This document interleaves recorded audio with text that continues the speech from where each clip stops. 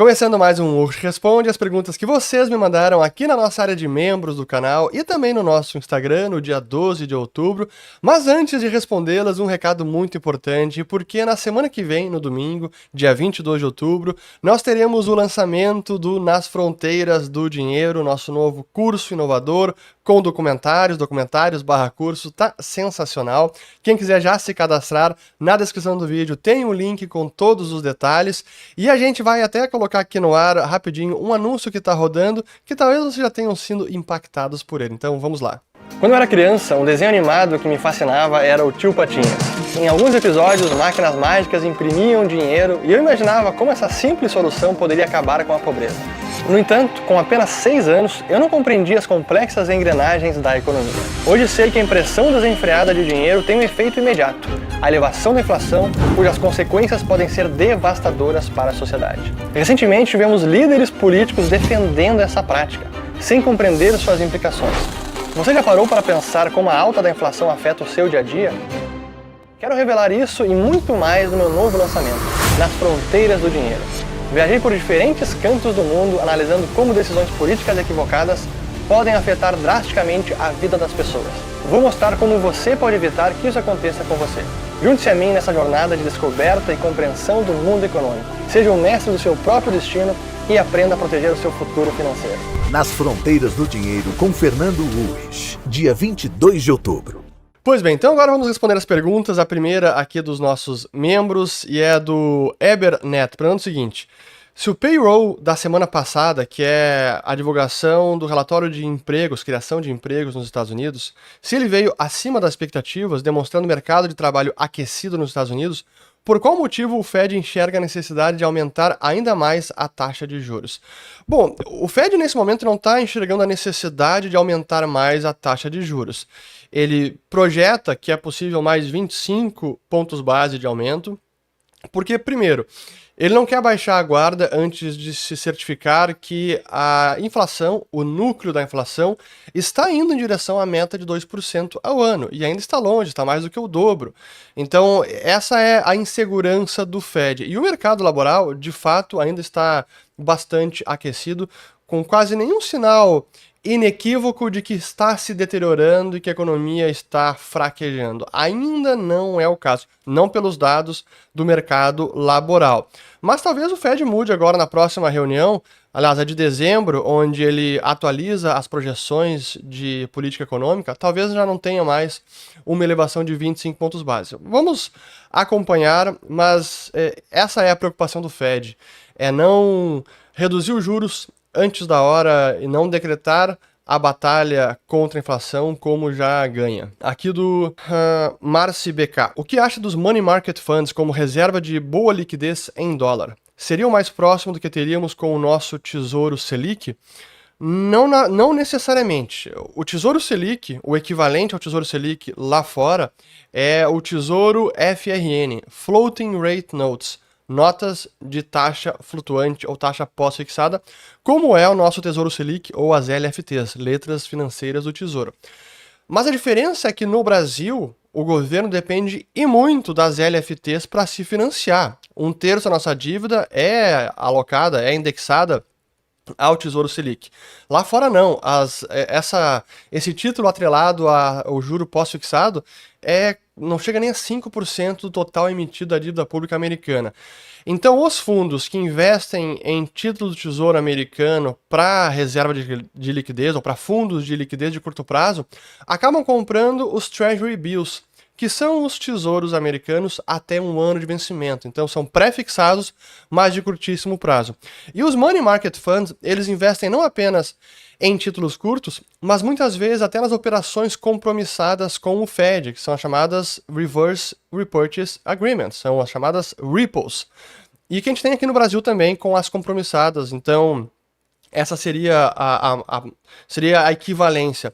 Mas sim, é uma boa opção para a gestão de liquidez de curto prazo, sem dúvida. Aqui agora do Rodrigo. Diante do cenário atual, é possível que num futuro próximo os Estados Unidos e o Ocidente tenham que lutar em 4 frentes, Ucrânia, Taiwan, Coreia do Sul e Israel? Se sim, quais os impactos para os mercados? Possível eu diria que Coreia do Norte com Coreia do Sul não está tão claro que é uma frente de batalha que está se aproximando, mas é uma região que está em constante tensão. Tem a fronteira entre as duas Coreias, que é uma zona militarizada dos dois lados, e há uma parte desmilitarizada, mas é assim, quando a gente olha o mapa mundi da geopolítica, sem dúvida que esse é um dos focos de tensão. Hoje não é o principal.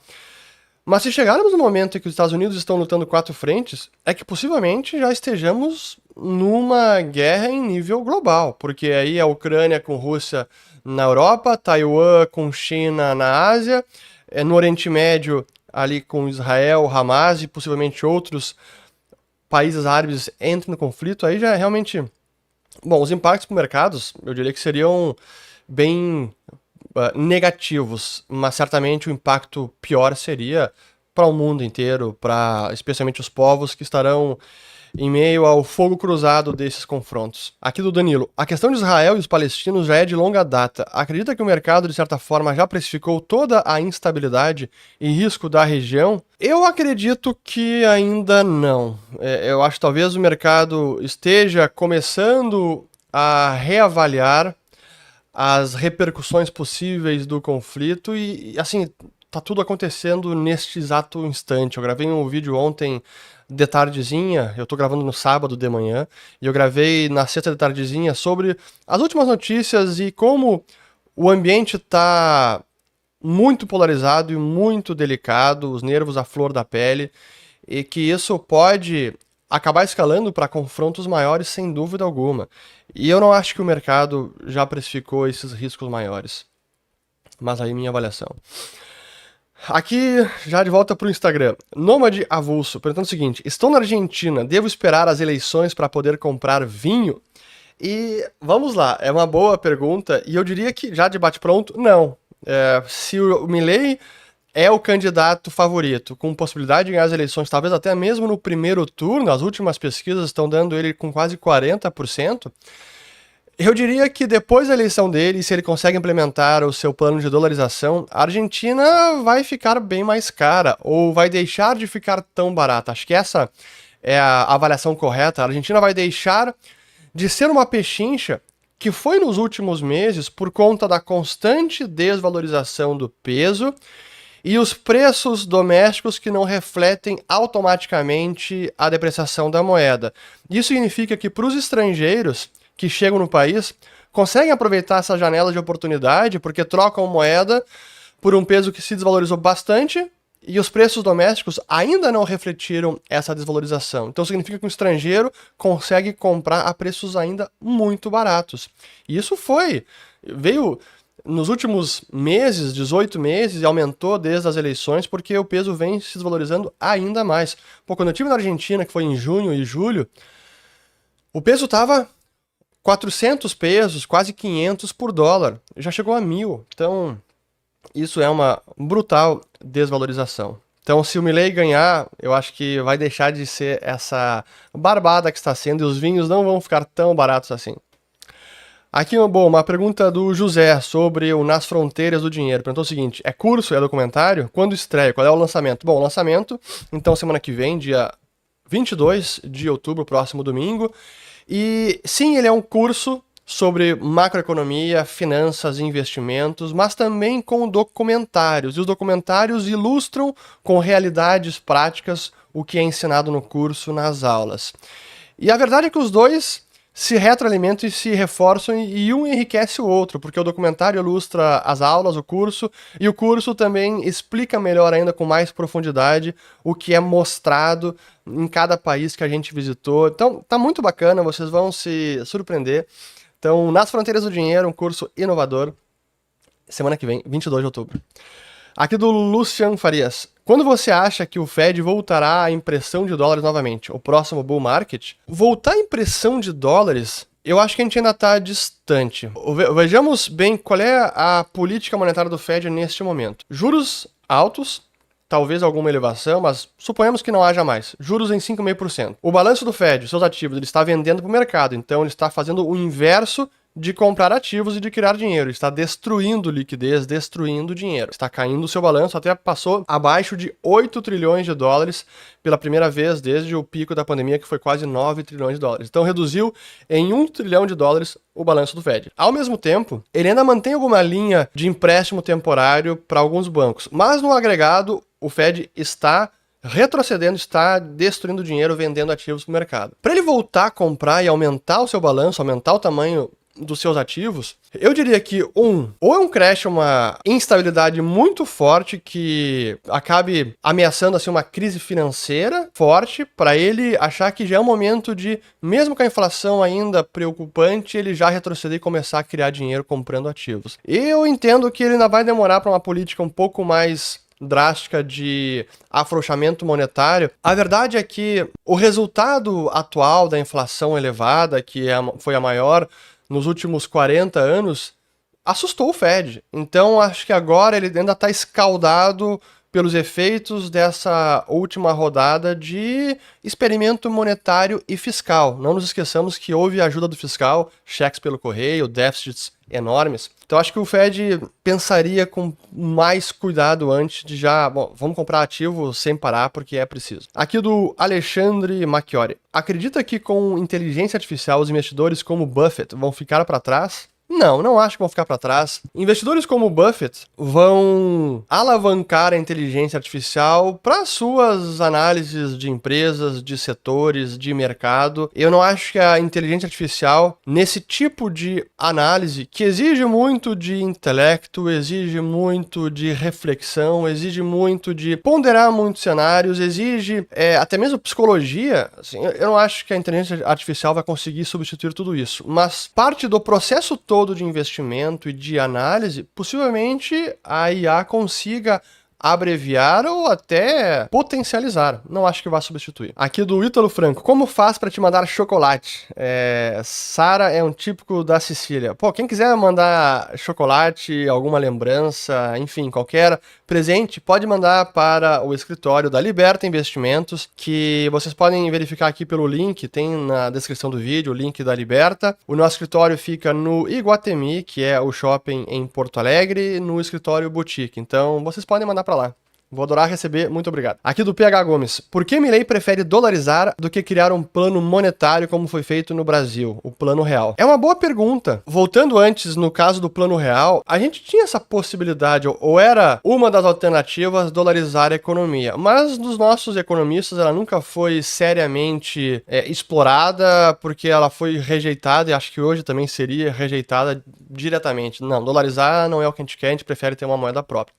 Tô parafraseando um pouco do que é o pensamento dos economistas brasileiros e os que estavam por trás do Plano Real, como, por exemplo, o Gustavo Franco. Então a ideia nunca foi abdicar de moeda própria, mas sim como reformá-la. No caso do Milei, o argumento dele é: a situação chegou num nível tão dramático que seguir tentando reformar a moeda argentina é um desperdício de tempo, porque não há mais como reformar o peso argentino. Então, o melhor a se fazer é abrir mão de ter moeda própria e permitir a dolarização da economia e a liberdade monetária, e que os cidadãos possam escolher e pactuar contratos e transacionar na moeda que mais lhes convier. Essa é a ideia. Por isso que ele não quer agora tentar fazer um plano com uma nova moeda, e sim, já tentamos, na visão do Milei, já tentamos por tantos anos.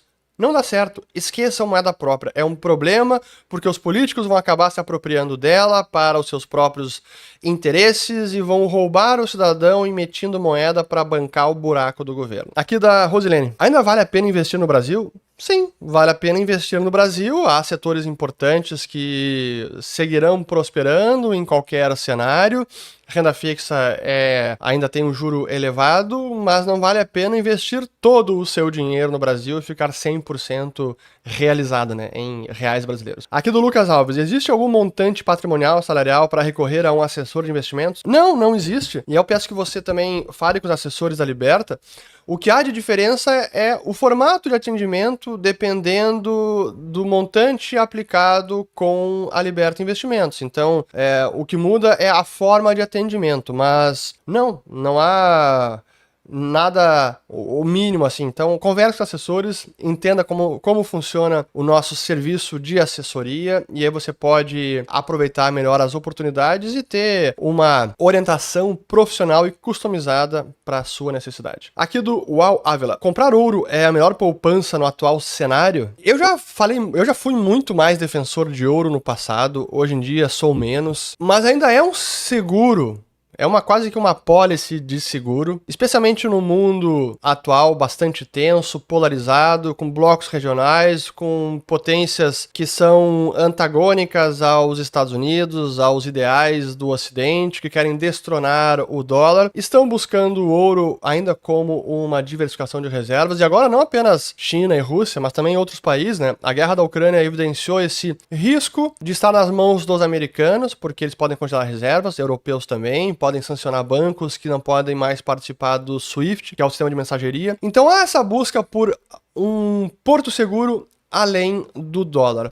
Mas aí qual é a alocação que você, uma pessoa física, colocaria para o ouro? Para mim é uma alocação pequena, não seria a principal. Acho que é importante, mas não é a principal. Aqui, e aí também para mim nesse cenário, sempre eu considero o Bitcoin uma alocação que tem uma função similar à do ouro, muito similar, porém com as grandes vantagens tecnológicas de custódia, de transferência e por ser digital. Aqui do Fabrício, por que não investir apenas através de ETFs? É uma possibilidade, eu acho que tem gente que defende mais uso de ETFs porque facilita, mas se você quer uma gestão ativa de ações, eu prefiro escolher bons gestores, mas aí é preferência pessoal. Apenas no caso de renda fixa, aí que eu prefiro muitas vezes investir diretamente nos títulos de renda fixa, especialmente de ETFs lá fora, porque eu não quero ficar sujeito à gestão do fundo que numa turbulência de mercado, a gestão do ETF, que porventura numa turbulência de mercado os investidores decidam vender, querem ficar mais líquidos e o ETF é forçado a vender os títulos, realizando um prejuízo na marcação ao mercado que acaba acontecendo em momentos de estresse. Eu prefiro ter a possibilidade prerrogativa de vender o título quando eu quiser. Então, se eu entrar em pânico, aí eu vendo. Senão, eu vou segurar até o vencimento e vou colher aquela rentabilidade que ainda está elevada hoje em dólar. Aqui do Vini. Quem você acha que pode ser o Milei brasileiro em 2026? Manda um salve para Embu-Guaçu. Acho que assim se fala, né? Embu-Guaçu ou Embu-Guaçu, Embu-Guaçu. Enfim, me corrijam aqui, mas um abraço ao pessoal. Sabe que eu olhei a pergunta aqui, eu fui olhar no Google para ver se era uma cidade de verdade ou se tinha alguma pegadinha. Aquelas de nomes que o pessoal às vezes faz, né? Quase um cara meio atento. Mas enfim, quem seria o Milei brasileiro? Hoje, não vejo ninguém, porque essas tentativas de vamos extrapolar o que acontece na Argentina para o Brasil e replicar o fenômeno Milei no Brasil, na maior parte das vezes são questões circunstanciais de cada país, de cada região, em cada momento da história, e que não se replica. Essa é a verdade. Então, a condição na Argentina chegou a tal ponto que as ideias do Milei, que no Brasil são consideradas uma heresia, lá fossem realmente consideradas a sério, porque são uma alternativa, e é uma alternativa, na minha opinião, superior os outros programas de governo que estão aí, peronistas, e até mesmo da Patrícia Bullrich. Mas não vejo ninguém como o Milei, um economista austríaco, com profundo conhecimento de ciência econômica, com a visibilidade que ele tem, com o seu jeito, seu estilo. Não vejo, mas vamos ver. Acompanhamos. Aqui do Anderson. O que é mais problemático em termos econômicos? A guerra ou a alta nos juros econômicos? Nos juros americanos? Não tem comparação. É óbvio que é uma guerra. É preciso pensar que uma guerra significa não apenas toda a perda de vidas humanas, a tragédia humanitária que sempre é, mas do lado econômico, guerra é destruição. É destruição de prédios, de moradias, de infraestrutura, de fábricas, é destruição. Qualquer destruição para a economia de um país, para a riqueza de um país, é ruim. É desastroso, é negativo, é prejudicial. Então, guerra em qualquer cenário será sempre pior do que uma alta dos juros americanos. Alta de juros significa que as empresas, as pessoas têm que se readequar, talvez cortar consumo, poupa mais, investe, enfim, traz força algum reajuste econômico e adaptação das pessoas e das empresas. Mas uma guerra é uma tragédia humanitária e é uma tragédia econômica também. O que é bizarro é que alguns economistas, muitas vezes keynesianos, como o seu Paul Krugman, que acredita que guerra tem o seu lado econômico positivo, porque, já que destruiu, agora a gente vai poder reconstruir, então agora tem uma nova oportunidade de gerar atividade econômica. Olha que insanidade. Se destrói algo para depois reconstruir. Você desperdiçou recursos, perdeu riqueza. Agora vai ter que perder tempo novamente, trabalho, recursos escassos, para construir de volta o que já tinha sido construído. Assim, é uma visão tão pobre, míope e equivocada da economia e do que é riqueza, do que é cúmulo de capital, imaginar que uma guerra pode ser boa para atividade econômica. É insano, é quase que olhar friamente a ótica do PIB. Não, já que a construção agora, a reconstrução vai potencializar o PIB, isso é bom para a economia. Não, não é bom para a economia, é um desastre completo. Aqui do radar, eleição na Argentina, acredita que Milei possa vencer? Sim. E se vencer, por onde começam as reformas? Bom, eu entendo que ele vai tentar fazer tudo em paralelo, começando primeiro pelas reformas monetárias do dólar, reforma fiscal, redução do Estado e reforma laboral, e por último seria as reformas de mais abertura econômica, porque ele também entende que uma abertura unilateral da Argentina e já imediata nessa condição pode ser muito danoso para as empresas argentinas. Então ele quer antes reformar o Estado, trazer mais competitividade e aí sim abrir comercialmente o país. Eu entendo que seria nessa ordem. Alguma chance de um novo embargo de venda de petróleo aos Estados Unidos? Sim, infelizmente. Eu vou responder antes a próxima, depois eu volto para essa, aqui do Guilherme Xavier. A mídia e a esquerda rotulando terroristas de combatentes. Foi tiro no pé? Influencia na economia? De fato, a gente está vendo como há uma grande hipocrisia e a dificuldade da imprensa e de quem é aliado político de grupos terroristas como o Hamas de chamar as coisas pelos seus devidos nomes. É um ato terrorista chocante. Combatente, não, é terrorista. E de fato, a gente vê que na imprensa, até isso me chamou atenção, na imprensa mundial, muitos ou minimizando ou tentando justamente não chamar o terrorismo pelo que ele é. Além disso, a gente está vendo agora uma escalada da tensão mundo afora e muitos protestos, e aí protestos não apenas no Oriente Médio, mas também na Europa, cidades europeias, especialmente as que têm mais refugiados árabes, mas também nos Estados Unidos. Eu confesso que eu não imaginava nessa magnitude ver tantos protestos a favor da Palestina. Alguns pró-Hamas também, o que é um absurdo. Mas nesse nível de polarização, nesse nível de, assim, como os nervos estão ficando à flor da pele e como agora a reação de Israel na faixa de Gaza também está antagonizando cada vez mais o mundo árabe, inclusive países árabes, não me surpreenderia, e eu respondo a pergunta anterior, não me surpreenderia algum tipo de embargo de petróleo, como houve lá em 1973, na guerra de Yom Kippur,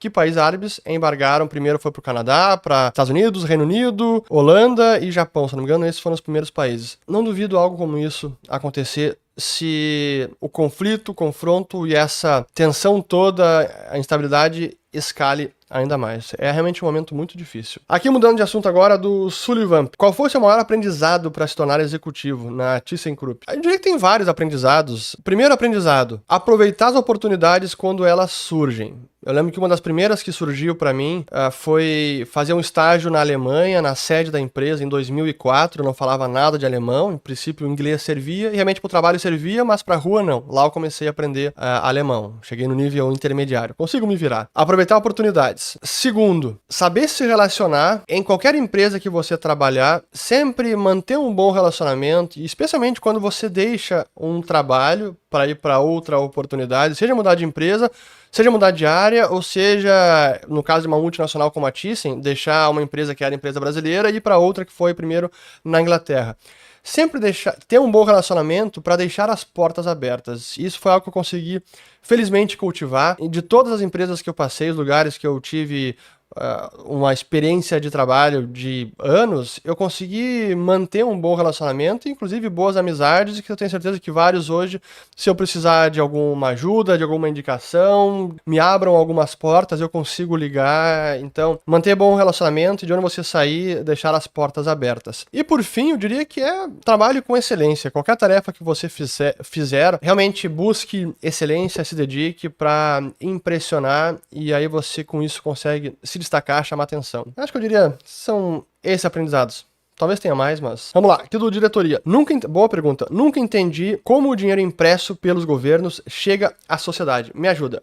Eu vou dar 3 exemplos de como o dinheiro impresso chega até a sociedade. O primeiro exemplo, que é o mais danoso economicamente, porque significa inflação simples na denominação do Mises, que é quando o governo simplesmente imprime moeda para bancar os seus gastos, como o Brasil fazia em larga medida na década de 80, 90, como a Argentina ainda faz.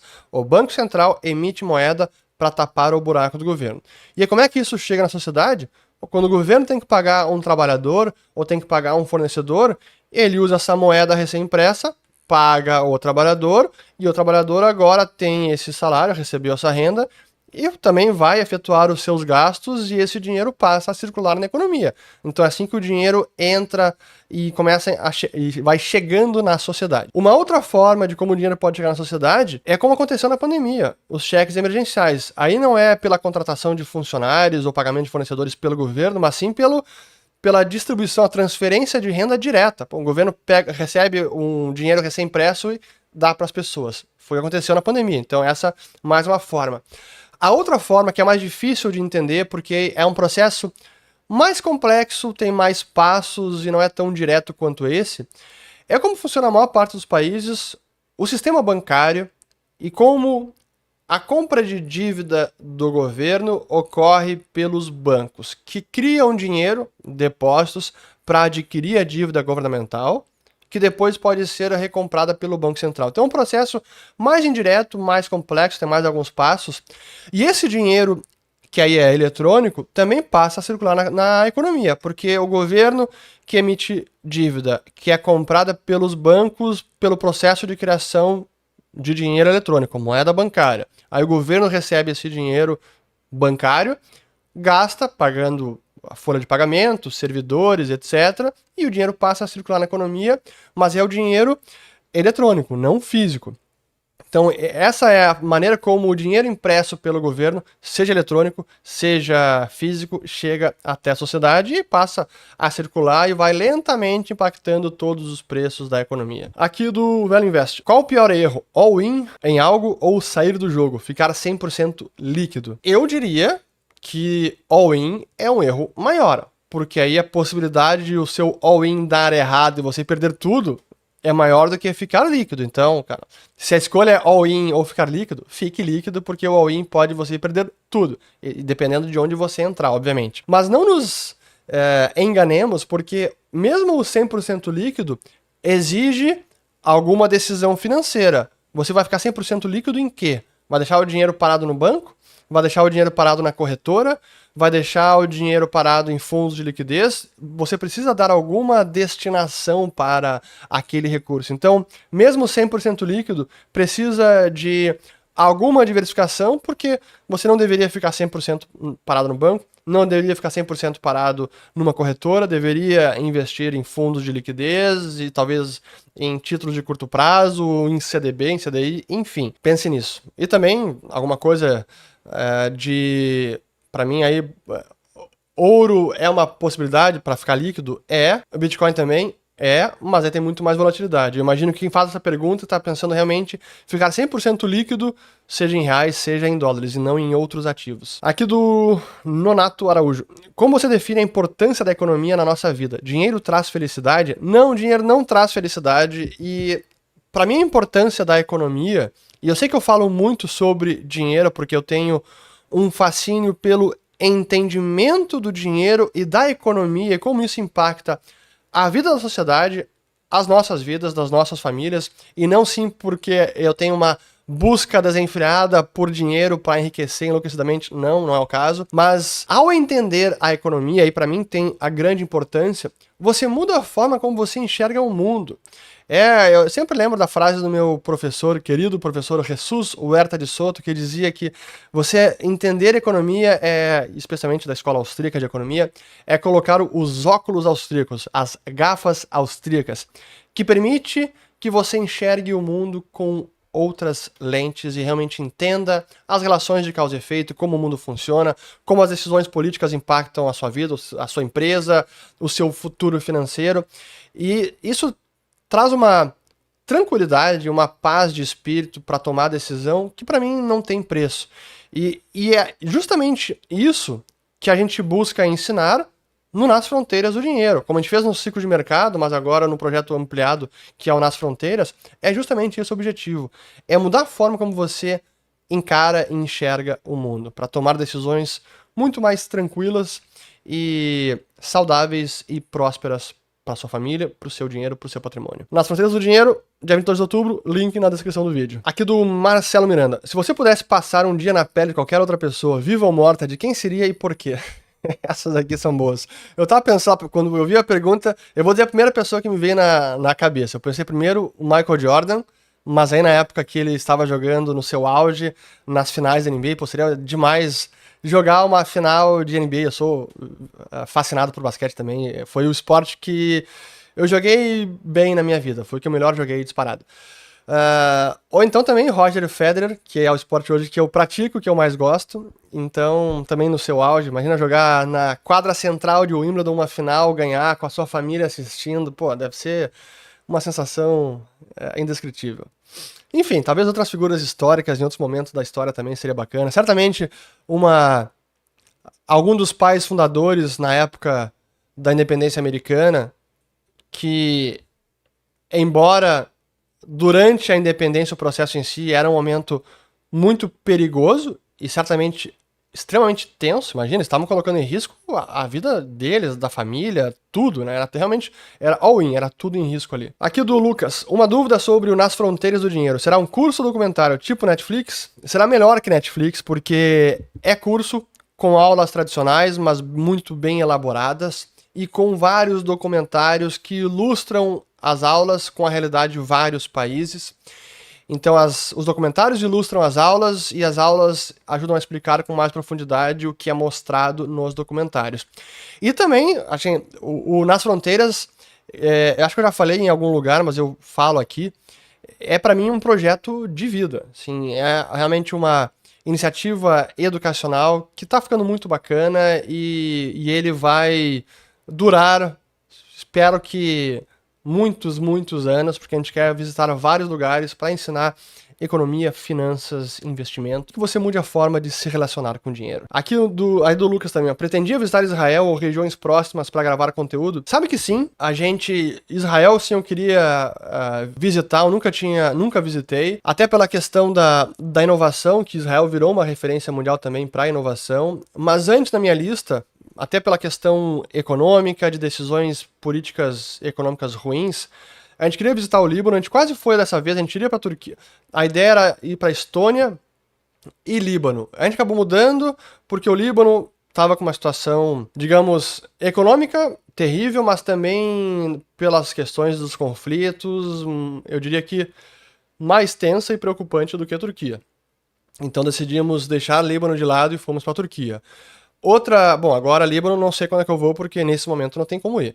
Outro país que eu queria ir, Irã, porque também é um caso econômico importante, alta inflação, depreciação da moeda, um país também sancionado pelos Estados Unidos, por alguns países, outros países no mundo, e entender essa realidade, entender a realidade do país, acho que também traria muitos insights, mas nesse momento, possibilidades de ampliação do confronto no Oriente Médio, eu acho que não é a hora de visitar Irã. Infelizmente, eu gostaria de ir. Aqui do Daer Investimentos. Sou um novo membro. Pô, obrigado, Daer.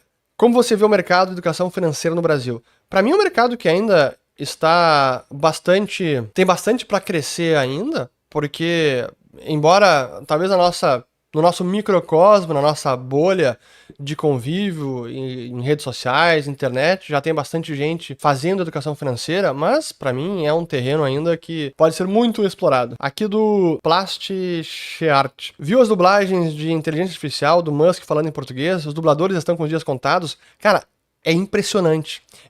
A gente fez um teste em vídeos meus dublando a minha fala em inglês. É tão surreal, porque inclusive fica parecido com a minha voz. Então, olha, além de ser quase perfeito, é impressionante. Então, eu diria que sim, que os dubladores estão com os dias contados. Aqui do meu amigo Pedro Adami, ó. Aqui do meu amigo Pedro Adami. O que tem nessa bolsa de carteiro?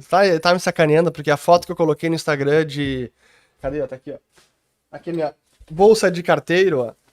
É a bolsa que a gente leva para as viagens, porque ela é muito prática, esteticamente eu acho que é uma bolsa também bonita, mas é onde a gente leva câmeras, lente, baterias, cabos, qualquer coisa que a gente precise carregar quando a gente sai nas ruas para visitar lugares, para produzir conteúdo, para fazer filmagens, para gravar entrevistas.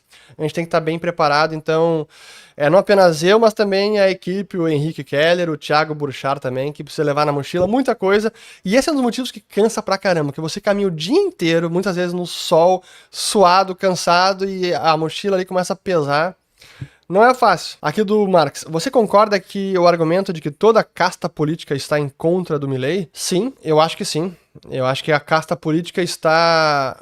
Certamente, nunca viram alguém bater tão de frente contra o gigantismo estatal e os privilégios dos políticos e talvez alguns servidores na Argentina. Então, claro que ele tá mexendo no vespeiro, não tem dúvida. E eu lembro que ele me falou isso quando eu conheci ele no passado. Acho que foi a primeira coisa que eu perguntei pra ele. A gente tá conversando, ele já era deputado, né? Ele é deputado federal. E aí eu lembro que eu perguntei pra ele como é que tava a situação, como é que ele era, o que ele tinha encontrado. E a primeira coisa que ele me disse era: se vocês imaginavam que a política era suja, vocês não têm ideia, porque a realidade é muito pior, é muito mais suja do que a gente imagina. Então, eu tenho certeza que deve estar sendo uma loucura. Aqui do Paulo Henrique Peçanha. Eu e a esposa somos seus fãs. Muito obrigado, abraço pra vocês. Em conversas com casais amigos, sempre falamos de você. Que bom, obrigado. Aqui, agora eu ia ler a pergunta dele. Como foi o apoio da sua família na mudança profissional? Superou sua expectativa no longo prazo? Está realizado? Sim, estou. Felizmente a família sempre apoiou e minha esposa sempre foi e continua sendo um dos pilares da nossa família e da minha atividade profissional. Ter o apoio dela e o incentivo é fundamental. E não apenas isso, mas a tranquilidade de ter uma família bem formada e uma esposa que vai conseguir dar conta da educação dos filhos, de cuidar dos filhos e ao mesmo tempo incentivar no trabalho. E é um apoio mútuo, mas eu não tenho dúvida alguma que ajuda, o apoio e o incentivo da esposa é fundamental. Então, ela que talvez veja esse vídeo, eu não costumo assistir os vídeos, mas talvez esse ela vai ter que ver. Um grande beijo, te amo. Aqui mais uma só para complementar aqui do Paulo Henrique, ó, a do mudança profissional. Se superou as expectativas. Eu mudei de carreira algumas vezes na vida. Do lado financeiro, toda mudança, ela pode trazer um revés financeiro. Então, quando eu olho para trás, se eu tivesse... Até eu estava conversando sobre isso com a esposa essa semana. Se eu tivesse permanecido na ThyssenKrupp, eu tava com uma carreira de executivo internacional, bem sucedido, com um ótimo salário. Possivelmente, se eu tivesse permanecido, eu estaria na Alemanha, algum outro país, com um salário melhor ainda e com patrimônio talvez até maior, não sei. E com uma segurança que naquela época eu tinha maior e muito jovem. Mas decidi abrir mão disso, então foi um revés financeiro. Mas eu diria que hoje, sim, estou muito mais realizado em termos de atividade profissional que eu faço. Cara, eu trabalho com o que eu sou apaixonado, mas trabalho muito, estou trabalhando bastante. Estou sábado aqui gravando, um baita sol, daqui a pouco eu tenho que terminar o vídeo, já editar para poder ir também desfrutar com a família que vai começar a chamar. Mas enfim, então eu acabo por aqui já e depois Vocês comentem aqui embaixo o que vocês estão achando. Desfrutem também esse domingo com a família, com os amigos. Espero que tenham gostado e lavado as louças. E voltamos semana que vem, não com o Hugues Responde, mas sim com Nas Fronteiras do Dinheiro, 22 de outubro, lançamento. E espero vocês todos por lá. Valeu, até mais.